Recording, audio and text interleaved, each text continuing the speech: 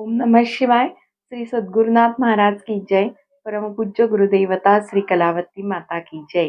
आई कलावती देवी बाय राधिका जोशी आपल्या यूट्यूब चॅनलमध्ये मी आपल्या सर्वांचं स्वागत करते. आज मी अभंगांचा अर्थ घेऊन आलेली नाहीये, कारण अनेक प्रोजेक्ट्सवर काम चालू आहे सध्या.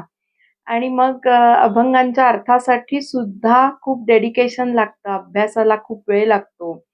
अगदी 24 तास द्यावे लागतात आणि ते काही मला ह्या आठवड्यात जमलेलं नाहीये. लवकरच तुमच्या पुढे काय-काय सरप्राईज येईलच. तेव्हा तुम्हाला कळेलच, की कशामध्ये मी एवढी बिझी आहे ती. आणि आपल्याला कायमच ना परमपूज्य आईंच्या सेवेतच बिझी राहायचंय. दुसरी गोष्ट म्हणजे अभंगांचा अर्थ तुम्हाला आवडतोय ना, तुम्हाला हवा आहे ना, ह्याचेही मला फीडबॅक द्या. येतातच आहेत फीडबॅक. पण अजून फीडबॅक आले, की मला तुमची मनीषा म्हणजे तुम्हाला आवडतंय की नाही, हे कंटिन्यू करायचं आहे की नाही, हे सुद्धा मला कळेल. तसंच अभ्यासाचा ग्रुप अतिशय सुंदर चालू आहे आणि जास्तीत जास्त अभ्यासाच्या ग्रुपवर पण येणाऱ्या काळात आपण भर देऊ शकतो. कारण YouTube हे चॅनल चालवण्यासाठी आपला पैसा स्वतःचाच खर्च खूप होतो आणि ती आईंची सेवा म्हणून आत्ता आम्ही करत आहोत, म्हणजे मी करत आहे. पण येणाऱ्या पुढच्या म्हणजे फॉरेव्हरसाठी आपल्याला असे पैसे खर्च करणं जमेल की नाही ह्याची शाश्वती मी आत्ता देऊ शकत नाही.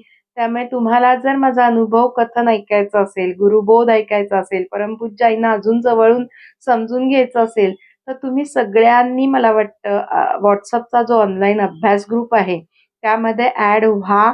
त्यासाठी माझा नंबर आहे. कारण येणाऱ्या काळात आपण त्याच्यावरच कदाचित जास्त भर देऊ. कारण YouTube हा खूप खर्चिक प्लॅटफॉर्म आहे.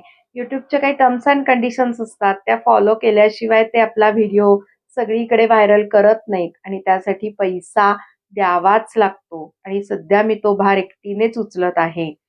पण जर तसं तसं आपल्याला ऑनलाईन WhatsApp ग्रुपवर जर काही बंधन नसेल, तर आपण येणाऱ्या भविष्यात म्हणते मी, लगेच काही आपण हे करणार नाही आहोत.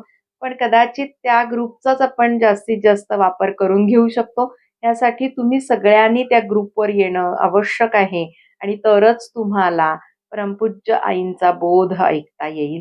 त्यासाठी माझा WhatsApp नंबर 9888115116 ह्या क्रमांकावर तुम्ही तुमचं नाव, कुठे राहता आणि ग्रुप जॉइन करायचा असा मेसेज टाका. म्हणजे येणाऱ्या भविष्यात आपण त्याचा पण विचार करू शकतो. लगेच आत्ता काहीच आपण विचार करणार नाही आहोत. पण मी एक सांगून ठेवलं, की तुम्ही त्या ग्रुपला ॲड झालात, तर तुम्हाला दर आठवड्याला अभ्यास किंवा परमपूज्याईंविषयीचा बोध ऐकायला मिळू शकतो. आणि असंही त्या ग्रुपचा फायदा एक होणार आहे, की सगळीकडे जिथे सप्ताह होतात, तर अख्ख्या महाराष्ट्रात मी काही येत नाही. तर मग तुम्ही सगळेजण मला मेसेज करत असता, की तुमचं अनुभव कथन आम्हाला कसं ऐकायला मिळेल. तर त्या ग्रुपवर तीही तुमची इच्छा सहज पूर्ण होऊ शकते. आता आजचा विषय आपण घेणार आहोत, की संतांच्या सहवासाचा काय फायदा होतो आणि संत युक्तीने आपल्या अंगातले दुर्गुण कसे काय बाहेर काढतात.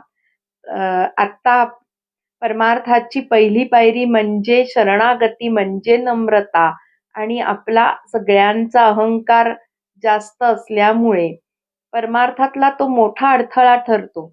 शरणागती म्हणजे देवा तू समर्थ आहेस आणि मी निर्बल आहे, मी असमर्थ आहे हे मान्य करणं आणि आपल्या सगळ्यांनाच ते मान्य करायला जमत नाही आणि शरण गेल्याशिवाय देव आपल्याकडे पाहत नाही आणि देव पाहत नाही म्हणून केलेल्या उपासनेचं पण फळ मिळू शकत नाही.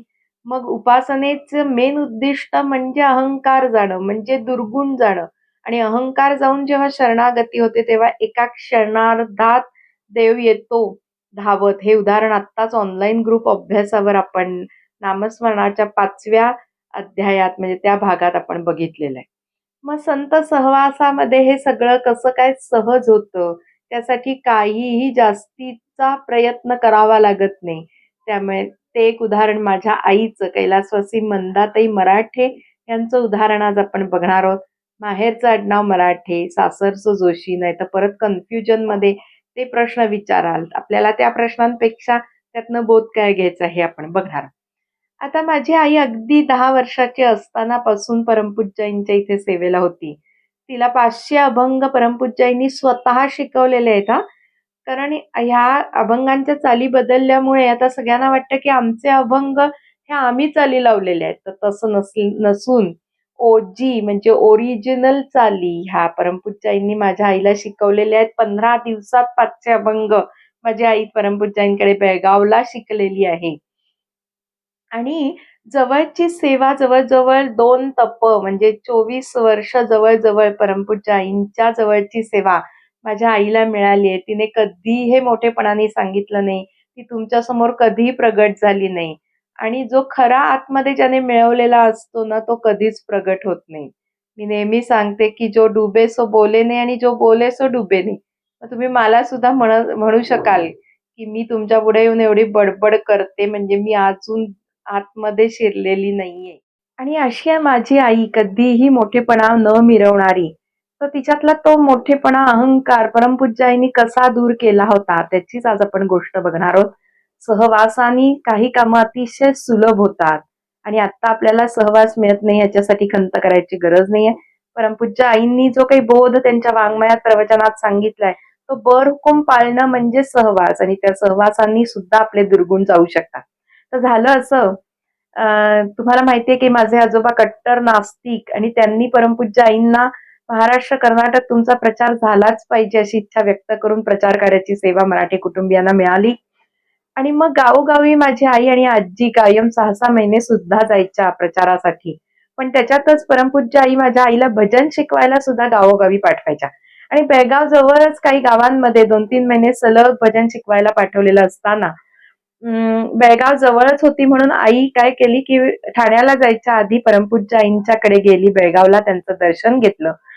आणि त्यावेळेला काय झालं होतं, की माझ्या आईचं वय अतिशय तरुण म्हणजे काय म्हणू आपण 17-18 वर्षाचं वय असेल आणि दिसायला पण परमपूज्य आईंसारखीच होती ती. त्यामुळे म्हणजे ठेवण जे आपण चेहरापट्टी म्हणतो. मला इथे कुठेही काही आईचं महात्म्य गायचं नाहीये. पण त्यामुळे असं व्हायचं, की तिथल्या गावातल्या लोकांना वाटायचं, की ही परमपूज्य आईंची मुलगीच आहे. आणि तिचं वागणं एकंदर परमपूज्य आईंच्या पद्धतीत आणि सगळं पाहून त्या लोकांचं इतकं प्रेम बसायचं भजन शिकवायला. समजा कुठे 8 दिवस राहिली, कुठे 12, कुठे 15 दिवस राहिली. म्हणजे जसं त्या लोकांचं ग्रास्पिंग असेल तसं तिला तिथे राहावं लागायचं. का? तर तिथे शाखा सुरू करायची म्हणजे तिथे भजन आलं पाहिजे आणि ते शिकवण्यासाठी माझ्या आईला परमपूज्य आई पाठवायच्या. तर झालं असं होतं, की ते 2-3 महिने जिथे-जिथे ती गावांना गेली होती, तिथे-तिथे ही आईंची मुलगी असल्यासारखं सगळ्यांनी प्रेम करून तिला काय-काय साड्या वगैरे भेटवस्तू दिल्या. म्हणजे साड्याच त्या काळात साड्याच नेसायच्या मुली. तर तिच्याकडे डझनाच्या वर समजा दीड डझन वगैरे साड्या जमल्या होत्या आणि त्या सगळ्या साड्या तिने परमपूज्य आईंपुढे ठेवल्या. त्यावेळेला भक्ताची परीक्षा कशी घेतली जाते आणि म्हणून सहवासाचा फायदा होतो. तेव्हा परमपूज्य आई म्हणाल्या, की "अगं, ह्या सगळ्या साड्या लोकांनी तुला प्रेमापोटी दिल्यात. त्यात माझा काही म्हणजे माझं काही त्याच्यात हे नाहीये कर्तृत्व." म्हटल्यावर माझी आई त्यांना म्हणाली, की "परमपूज्य आई, तुमच्या कृपेनी तुम्ही मला पाठवलं म्हणून माझ्यावर लोकांनी प्रेम केलं. नाहीतर माझी आणि त्या लोकांची काहीही ओळख नव्हती. त्यामुळे ह्या साड्या तुमच्या प्रेमाने किंवा तुमच्या नावामुळेच मला मिळालेल्या आहेत आणि त्याच्यावर माझा काहीही हक्क नाहीये. या सगळ्या मी तुम्हालाच अर्पण करायला इथे ठेवलेल्या आहेत." तरी सुद्धा परमपूज्याने सांगितलं, की "अगं त्या तुला मिळाल्या आहेत, त्यामुळे तूच घेऊन जा." तरी सुद्धा आईने त्या तिथेच ठेवल्या. आणि तो जो मी पण आता सुद्धा मला येऊ शकतो, की मी फार छान सांगतेय, परमपूज्य आईंचा बोध मला खूप छान कळलेला आहे. तो मी तुम्हाला पटवून देण्यासाठी फार तर तिथे प्रत्येक वेळेला "ज्ञान का शूल मारा गुरुने, छुरी नाही मारी, कटारी नाही मारी." असं प्रत्येक वेळेला संत आपल्याला सावध करत असतात. पण ते सावध करत आहेत ह्याची सुबुद्धी आपल्याला असणं खूप गरजेचं आहे आणि ते सुद्धा गुरूंच्या कृपेनीच आपल्याला ती सुबुद्धी निर्माण होते. एकंदर माझ्या आईची अशी परीक्षा घेतली. आईनी त्या साड्या सगळ्या परमपूज्य आईंकडेच ठेवल्या आणि ती ठाण्याला गेली. त्यापुढे नंतर सुद्धा कायम तिचा आवाज चांगला असल्यामुळे तिला घंटा असं परमपूज्य आई म्हणायच्या. आणि अतिशय सुंदर असं भजन माझी आई म्हणायची. परमपूज्य आईनी केलेल्या काही थोड्याच वेळेला जे काही कौतुक केलं असेल, त्या कौतुकानेच तिचा जो काही मोठेपणा, अहंकार होता ना, तो गेलेला होता. ती मला नेहमी म्हणायची, "अगं, बाकी लोकांनी केलेल्या कौतुकाचं मला अजिबात त्याची हवा डोक्यात जात नाही. कारण परमपूज्य आईनी त्याचा बंदोबस्त केलेला आहे आणि हा सहवासाचा परिणाम आणि हा सहवासाचा फायदा असतो." ह्याच गोष्टीवरनं मी अजून एक गोष्ट पुढे सांगू इच्छिते. ती म्हणजे माझ्या आजीपासनचा आमच्या कुटुंबाचा जनसंपर्क खूप आहे. मग माझ्या आजीला सुद्धा गावोगावी जिथे जायची तिथे अक्कांना काहीतरी प्रेमाने लोक द्यायचे, माझ्या आईला पण द्यायचे. पण त्या दोघी जणी मी लहानपणापासून बघितलंय, की त्या दोघी जणी घरी आल्यावर समजा 400-500 रुपयाची ती साडी असेल, अहो त्या काळची गोष्ट सांगतेय, तर त्याचे 600 रुपये म्हणजे जास्तीचे पैसे परमपूज्य आईंपुढे ठेवून द्यायचे, प्रसाद करायचा किंवा इतर शाखेत कुठे द्यायचे, समाधी पुढे ठेवायचे. असं आमच्या घरचं निष्काम सेवेचं व्रत आहे. आणि जोपर्यंत आपल्याकडनं निष्काम सेवा घडत नाही, तोपर्यंत त्याचं फळ सुद्धा मिळत नाही. हे संतांकडनंच शिकलेलो आहोत आम्ही. आणि मी सुद्धा पुढची पिढी जी करत आहे, तिसरी जनरेशन, तुम्हाला सगळ्यांना माहितीये, मी जिथे जिथे येते तिथे मी तुमच्याकडनं एक रुपया सुद्धा घेत नाही किंवा मी भेटवस्तू पण घेत नाही. मी आधीच कडक ठेवलंय. कारण माझा तो स्वभावच नाही कोणाकडनंही 1 रुपया घ्यायचा. आणि त्यात गुरु आज्ञा आहे आणि निष्काम सेवेचं फळ आहे. त्यामुळे मी तुमच्याकडनं काही घेत नाही. की मी आकाजीचं व्रत पुढे चालू ठेवलेलं आहे. तसंच समजा तुम्ही मला एखादे आंबे दिलेत किंवा एखादी चॉकलेट दिलं किंवा एखादं काही खाऊ दिला, तरी मी त्याचं जे काही मूल्य असेल ते मी माझ्या बिब्बेवाडी शाखेत त्याचा प्रसाद वाटून मोकळी होते.